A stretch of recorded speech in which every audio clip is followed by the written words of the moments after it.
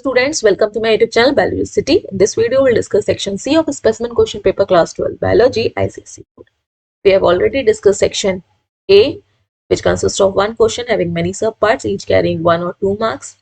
हम लोग ने सेक्शन B को भी डिस्कस कर लिया जिसमें कि 7 क्वेश्चंस थे, ईच कैरिंग 2 मार्क्स. आज हम लोग सेक्शन C को डिस्कस करेंगे जिसमें भी 7 क्वेश्चंस हैं, ईच कैरिंग 3 मार्क्स. तो स्टार्ट करते हैं सेक्शन C के फर्स्ट क्वेश्चन से, क्वेश्चन नंबर 9 से. क्वेश्चन नंबर 9 का पहला क्वेश्चन है व्हाट आर ज़िफ्ट एंड गिफ्ट. ये जो क्वेश्चन है वो रिप्रोडक्टिव हेल्थ वाले चैप्टर से है. ज़िफ्ट का जो फुल फॉर्म है it is zygote intrafallopian transfer. As name suggested, zygote को जब हम लोग ट्रांसफर करते हैं फेलोपियन ट्यूब को, इन विट्रो फर्टिलाइजेशन होगा ओवम एंड स्पर्म का, और फिर जो ज़ाइगोट बनेगा उसको हम लोग फेलोपियन ट्यूब में ट्रांसफर कर रहे हैं. Then it is zygote intrafallopian transfer. And GIFT का फुल फॉर्म है गैमीट इंट्राफेलोपियन ट्रांसफर. जब हम लोग स्पर्म को फेलोपियन ट्यूब में ट्रांसफर करेंगे तब हम उसका कंडीशन में इसको बोलेंगे गिफ्ट. तो दोनों ही असिस्टेड रिप्रोडक्टिव टेक्नोलॉजी के मेथड है. Moving to the next part of question number 9. All STDs do not affect the genital organ, justify the statement. जितनी भी सेक्सुअली ट्रांसमिटेड डिजीजेस होती हैं जरूरी नहीं है कि वो जेनाइटल ऑर्गन को ही अफेक्ट करें. इसको हम जस्टिफाई करेंगे दो डिजीजेस के एग्जांपल से. One is AIDS, another one is hepatitis. AIDS में जो इफेक्ट होता है वो आपका इम्यून सिस्टम इफेक्ट होता है, एंड हेपेटाइटिस में जो इफेक्ट होता है इफेक्ट ऑर्गन वो है लिवर. तो ये दोनों ही जेनेटल ऑर्गन नहीं है. इम्यून सिस्टम अलग एक पूरा सिस्टम है जो कि आपके इम्यूनिटी प्रोवाइड करेगा, और लिवर अदर ऑर्गन है. तो ये स्टेटमेंट जस्टिफाई होता है. STDs like AIDS and hepatitis B do not directly affect the genital organ because AIDS affects only the immune system and hepatitis affects the liver. Moving to the next question. Here is question number 10. 10 का जो first part है, the DNA molecule of same size. जो DNA molecule है दोनों ही same size के हैं. बस highlight कर लेते हैं आप, same size. Extracted from E coli and Plasmodium. इससे निकाले गए, ई कोलाई से निकाला गया और प्लाज्मोडियम से सेम साइज का डीएनए को आइसोलेट किया गया. सो इतना पहले हम लोग इसको एक्सप्लेन करते हैं. ई कोलाई जो कि एक बैक्टीरिया है, और बैक्टीरिया प्रोकैरियोट है, और इसमें जो डीएनए होता है वो सर्कुलर डीएनए होता है लाइक दिस. और प्लाज्मोडियम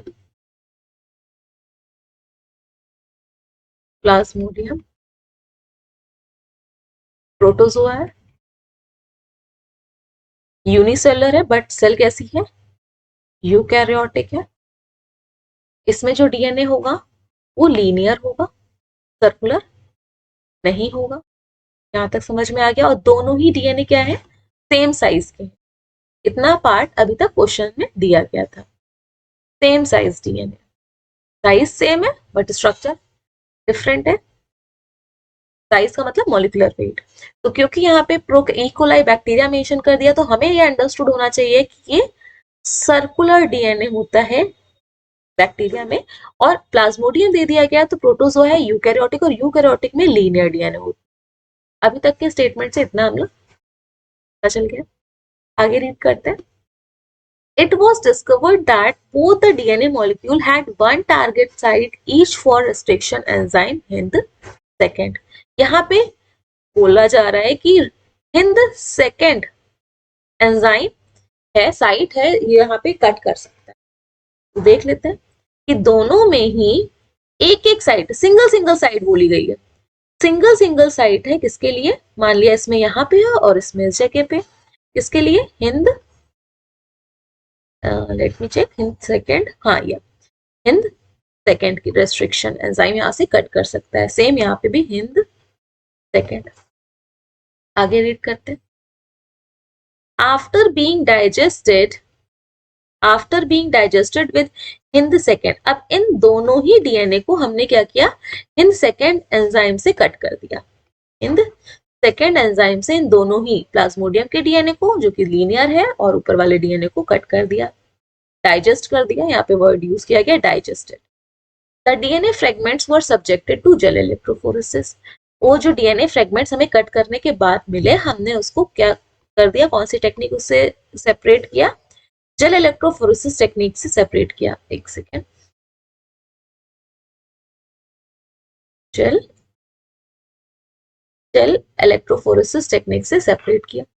जेल इलेक्ट्रोफोरेसिस वो टेक्निक होती है जिसमें कि डीएनए को हम लोग रन कराते हैं, मूव कराते हैं under the effect of electric field. Electric field के इफेक्ट में, इलेक्ट्रिक फील्ड के इन्फ्लुएंस में जेल में हम लोग डीएनए को रन कराएंगे और डीएनए अपने वेट के अकॉर्डिंग मूव करेगा। जो लाइटर वेट का होगा वो जल्दी जल्दी मूव करेगा, जो हैवियर वेट का होगा वो थोड़ा लेट मूव करेगा। सो क्वेश्चन क्या बोल रहा है, with reference to the diagram given below. Question में डायग्राम नीचे दिया था, मैंने इसको साइड में कर दिया, ये डायग्राम है साइड में ये वाला।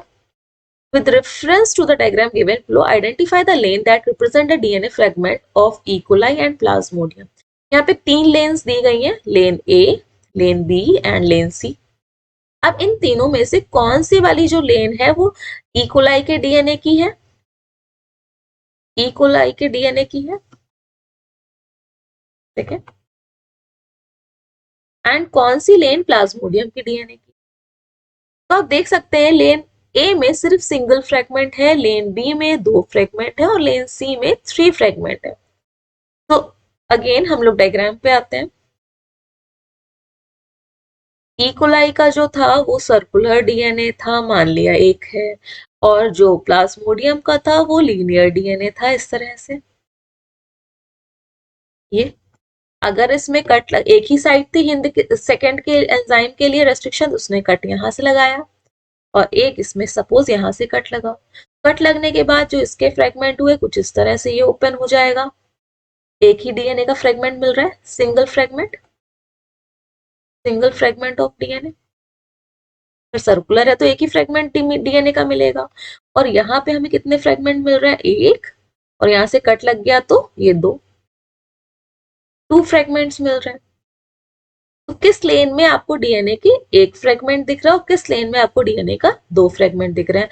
तो ऑब्वियस है कि जो लेन ए है वो किसकी होगी, किसका डीएनए होगा, ई कोलाई का, क्योंकि सिंगल फ्रेगमेंट, और लेन बी में आपका 2 फ्रेगमेंट मिल रहा है, ये प्लाज्मोडियम का होगा, और लेन सी किसी और की होगी क्योंकि वहां पे एक से ज्यादा हिंद की साइड्स है।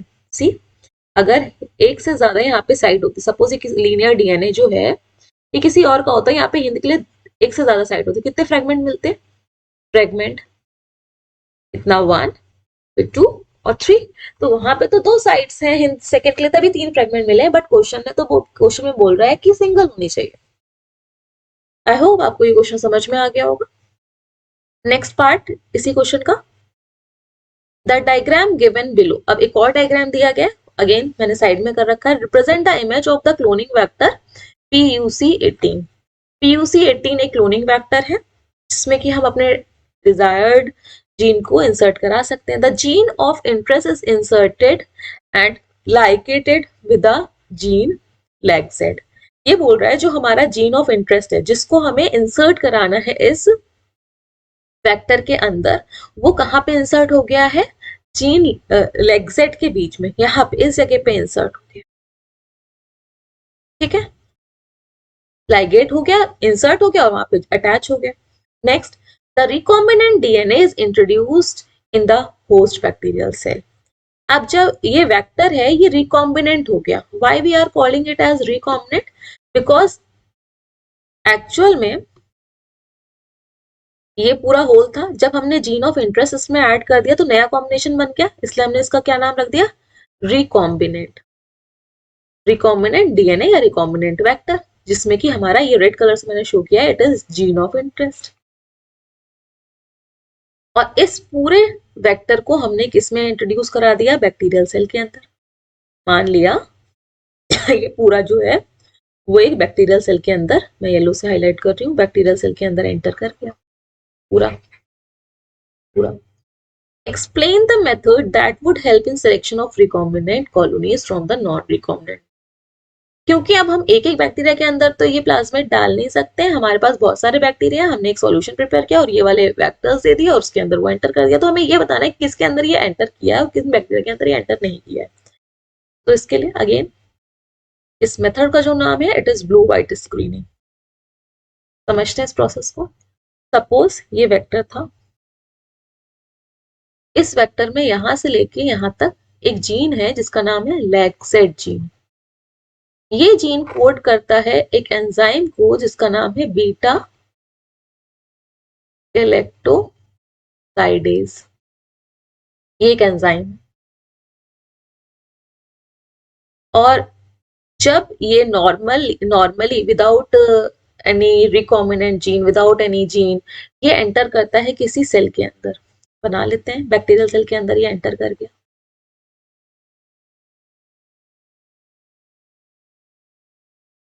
ये बैक्टीरियल सेल के अंदर एंटर कर गया और ये आपका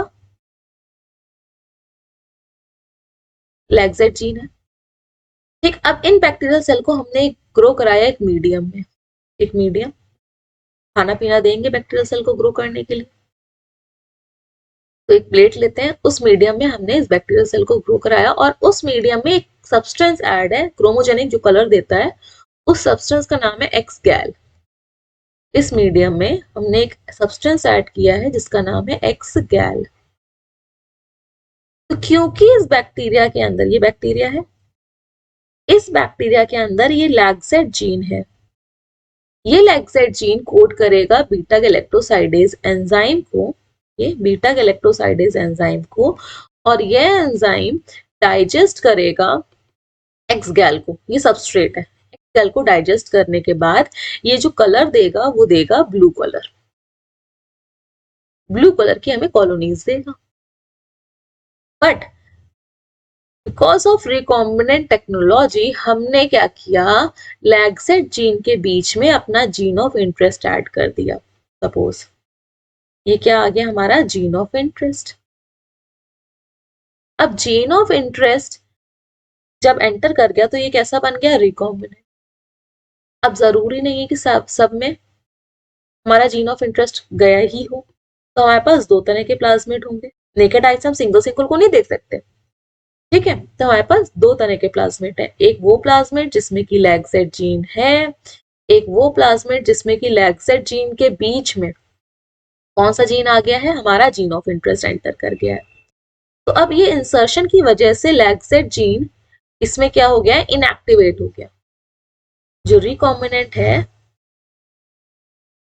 इस वाले प्लाज्मिड में लैक्सेट जीन जो है वो अब क्या हो गया, इनएक्टिवेट हो गया, क्योंकि बीच में हमारा जीन ऑफ इंटरेस्ट आ गया है। बट जो नॉन रिकॉम्बिनेंट है, ये नॉन रिकॉम्बिनेंट, नया कॉम्बिनेशन नहीं बना इसमें एज सच लैक्सेट जीन है, ठीक। तो यहाँ पे बीटा गैलेक्टोसाइडेज एंजाइम बनेगा, यहाँ पे बीटा गैलेक्टोसाइडेज एंजाइम बनेगा और इस वाले कंडीशन में बीटा गैलेक्टोसाइडेज एंजाइम नहीं बनेगा। और जब इन दोनों ही प्लाज्मिड को बैक्टीरिया के अंदर एंटर कराते हैं, मान लिया ये वाला एक बैक्टीरिया के अंदर एंटर कर गया और ये वाला भी एंटर कर गया, और फिर हमने इन दोनों को एक्स गैल मीडियम वाली प्लेट पे ग्रो कराया, प्लेट मतलब न्यूट्रिएंट्स दिया जिसमें कि एक्स गैल है, बैक्टीरिया डाल दिया।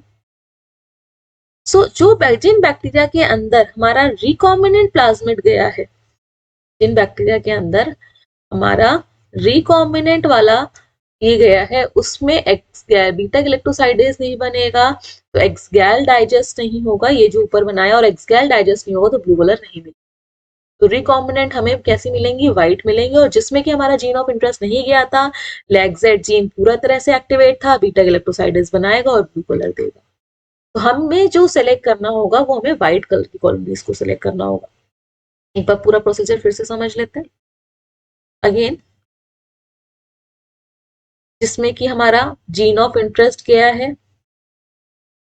इंटरेस्ट वो कैसा हो गया, रिकॉम्बिनेंट वेक्टर, जिसमें कि हमारा जीन ऑफ इंटरेस्ट नहीं गया है वो कैसा है, नॉन रिकॉम्बिनेंट वेक्टर है।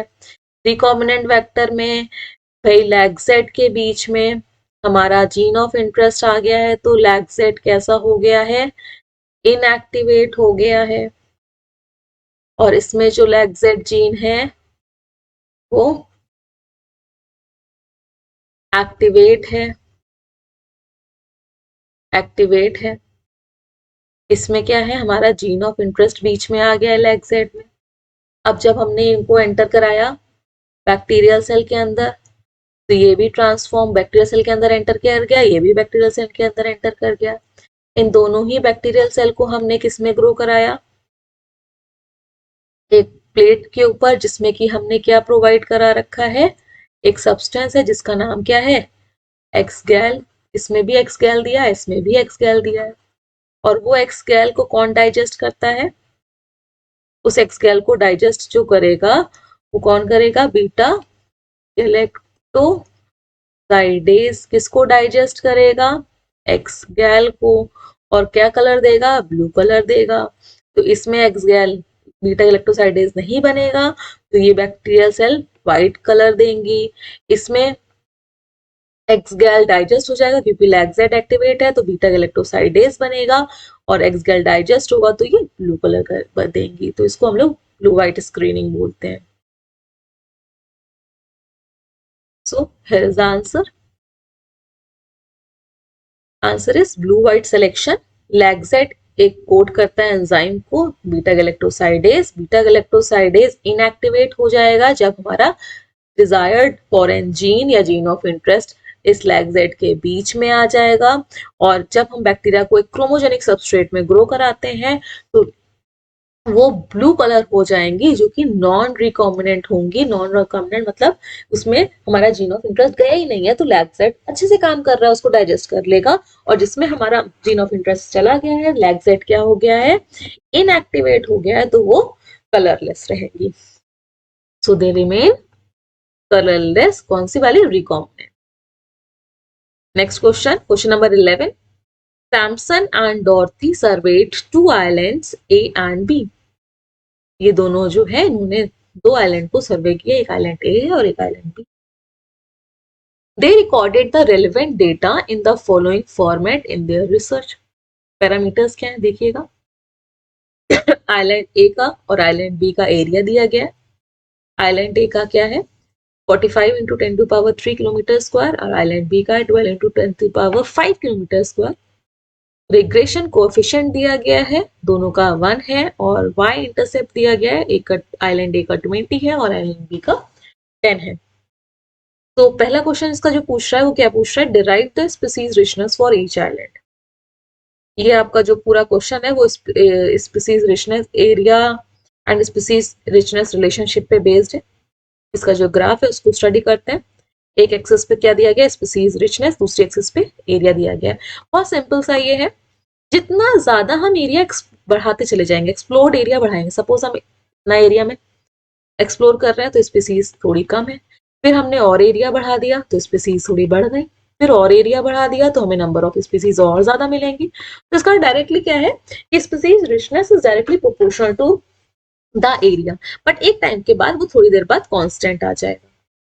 लाइक सपोज अगर हम बात करते हैं आपकी करेंट सिटी जहाँ पे भी आप हो, मान लिया हम कानपुर की बात कर रहे हैं, तो कानपुर में का एरिया हमने रेस्ट्रिक्ट कर दिया, फिर कानपुर में कितनी स्पीसीज है प्लांट की एनिमल्स की उसको स्टडी किया, उसके बाद हमने एरिया थोड़ा बढ़ा दिया, हमने ऑल टोटल यूपी की बात कर ली, यूपी के बाद हमने पूरे नॉर्थ जोन की बात कर ली कि उसमें हिमालय मतलब अपर पार्ट भी आ रहा है, मिडिल पार्ट भी आ रहा है, फिर हमने क्या किया पूरे पूरे इंडिया की बात करी, और इंडिया में हिमालय हिली एरियाज भी है, रिवर्स भी हैं और ओशंस भी हैं, साइड में जाएंगे वेस्टर्न ईस्टर्न घाट्स हैं, गुजरात है, उधर असम साइड है।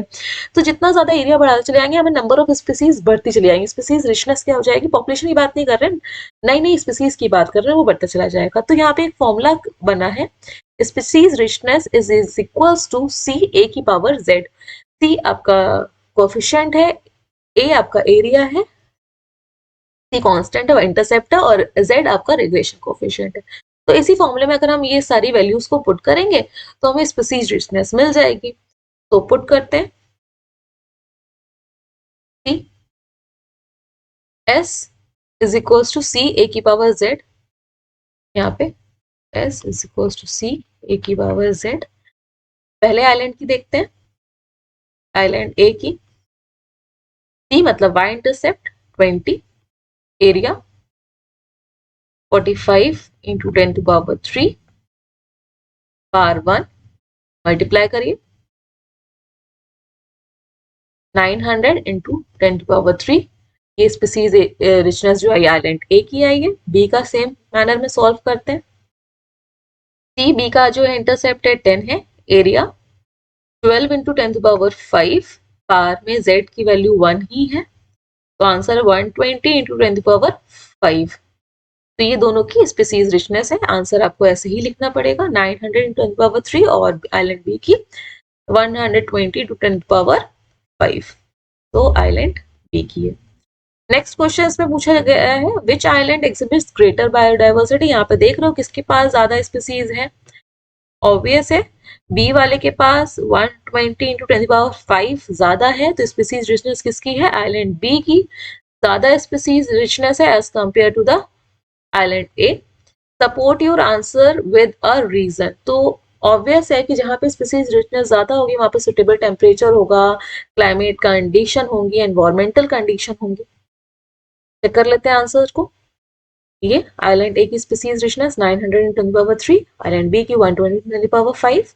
Next question, species richness island B की ज्यादा है as compare to the island A, and because island B has optimum environmental conditions, optimal temperature and higher productivity, इसलिए आपका island B की species richness ज्यादा है। Next question, question number 12. The black color on the beak of finches, एक finches bird है, उनकी beak की बात हो रही है, dominates over the yellow color. तो black colour on the beak, beak मतलब चोंच, चोंच पे जो ब्लैक कलर है वो डोमिनेट कर रहा है येलो कलर की बीक पे जो अलग अलग फिंचेस हैं।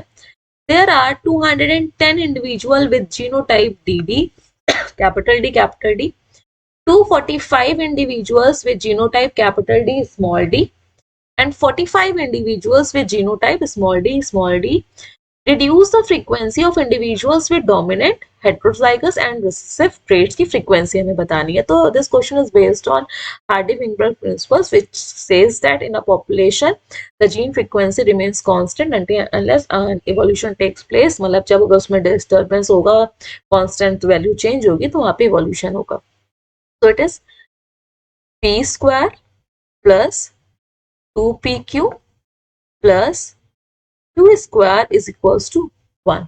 ये हार्डिंग विंगबर्ग प्रिंसिपल है जिसमें कि जो p है वो डिनोट करता है डोमिनेंट ट्रेट को। तो यहाँ पे कैपिटल D 2pq एक साथ रखते हैं, नॉट ओनली pq, हम लोग 2pq को एक साथ ही कंसीडर करेंगे जो कि हेट्रोजाइगस कंडीशन को शो करेगा।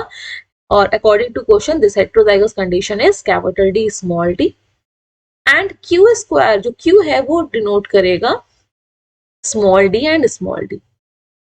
तो क्वेश्चन के अकॉर्डिंग हम लोग इस फॉर्मूले को यूज करते हैं जैसा पूछा गया है, या तो हम लोग p square plus 2pq plus q square equals to 1 use कर सकते हैं, या फिर हम इसको इस तरह से यूज कर सकते हैं p प्लस q के whole square is equals to 1, और जब हम इसको सॉल्व करेंगे p प्लस q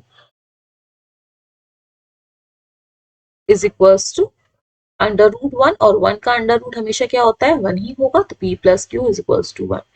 तो हम लोग इसको तीन तरह से यूज कर सकते हैं एज पर द क्वेश्चन, या तो पूरा first form p square plus q 2pq plus q square equals to 1, या फिर p प्लस q का whole square is equals to 1, या फिर p प्लस q। तो क्वेश्चन में पूछ रहा है वो individual with dominant trait, heterozygous trait and recessive trait की फ्रीक्वेंसी। सॉल्व करते हैं क्वेश्चन को। डोमिनेंट ट्रेट की जो फ्रीक्वेंसी है यहाँ पे सी कितनी दी गई है, कैपिटल डी की 210। तो गिवन है जो इंडिविजुअल हैविंग कैपिटल डी मतलब होमोजाइगस डोमिनेंट कंडीशन के इंडिविजुअल है वो 210 इंडिविजुअल है। हेट्रोजाइगस के जो है वो आई थिंक 245 है, या 245 इंडिविजुअल्स है।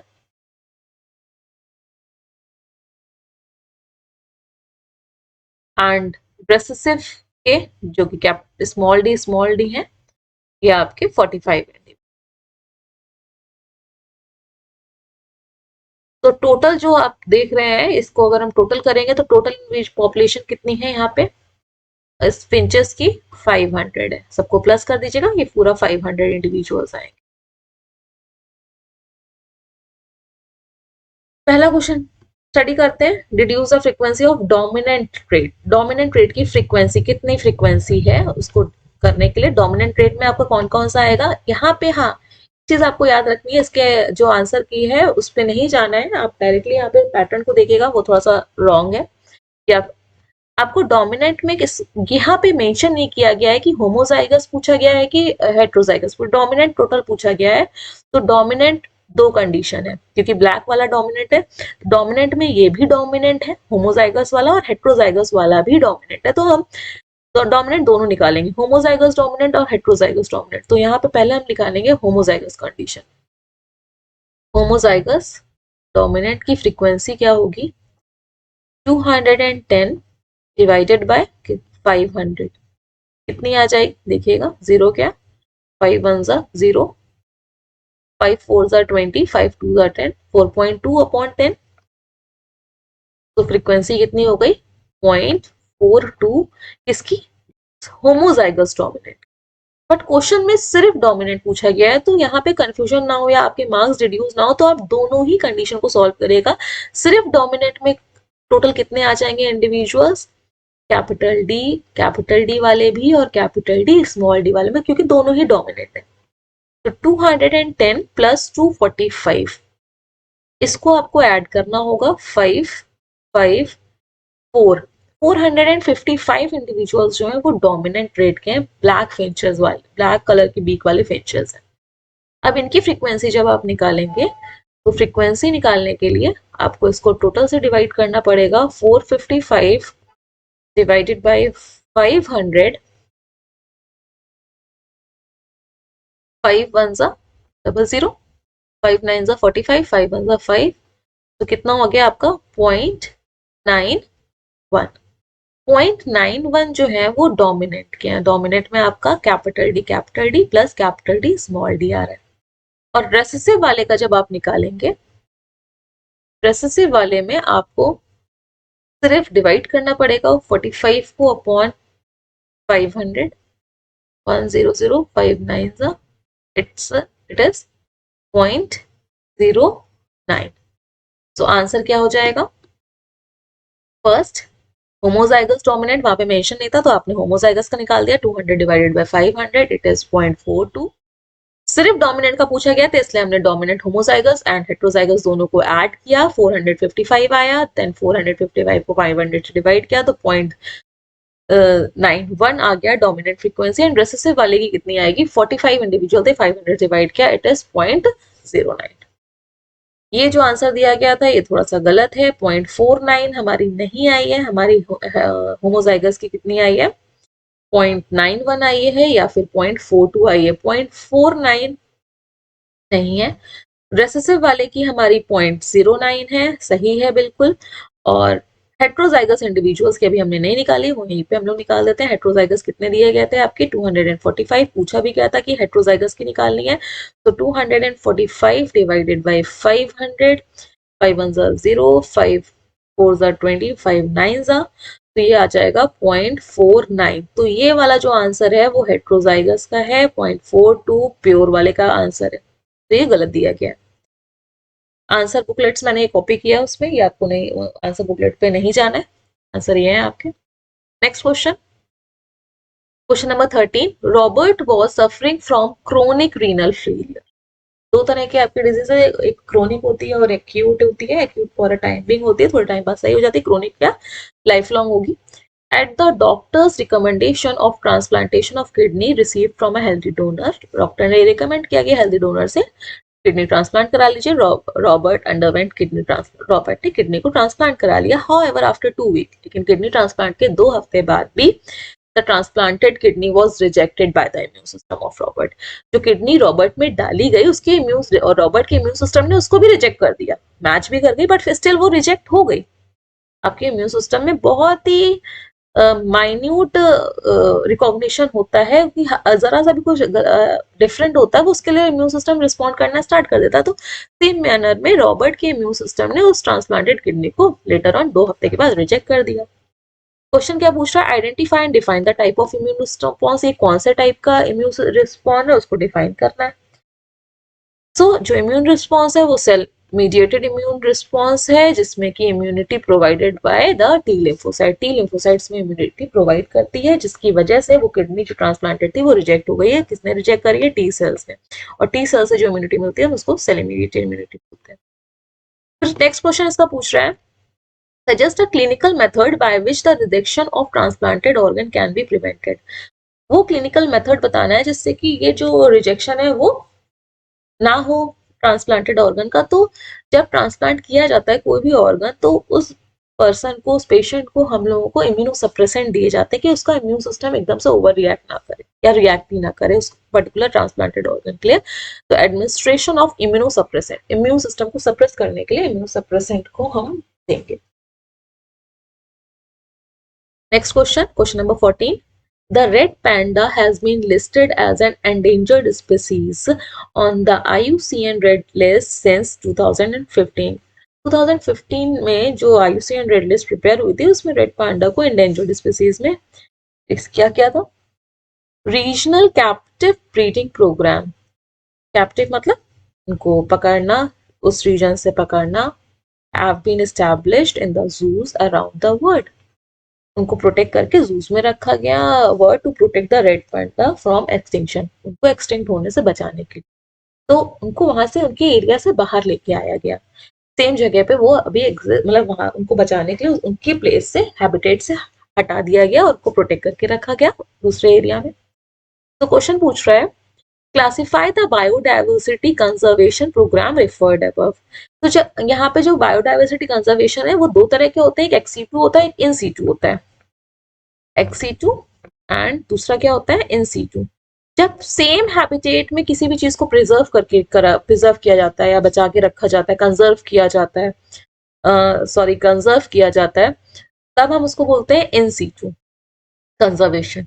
और जब इन-सी-टू में नहीं कर पॉसिबल है कि बहुत ज्यादा क्रिटिकल कंडीशन है तो हम उस स्पीसीज को उसके हैबिटेट से लाके सेम एनवायरनमेंट कहीं किसी और जगह एक प्रोटेक्टेड एरिया में प्रोवाइड करते हैं, then it is known as XC2, मतलब उसके हैबिटेट से उसको हटा लिया जाएगा, किसी और जगह पे प्रोटेक्ट किया जाएगा वैसे ही वेदर कंडीशन हैबिटेट प्रोवाइड करके। तो यहाँ पे ये XC2 कंजर्वेशन है। Next question, mention any other two methods of conservation which belongs to the same category. XC2 में और कौन से कंजर्वेशन मेथड आते हैं, क्रायो प्रिजर्वेशन।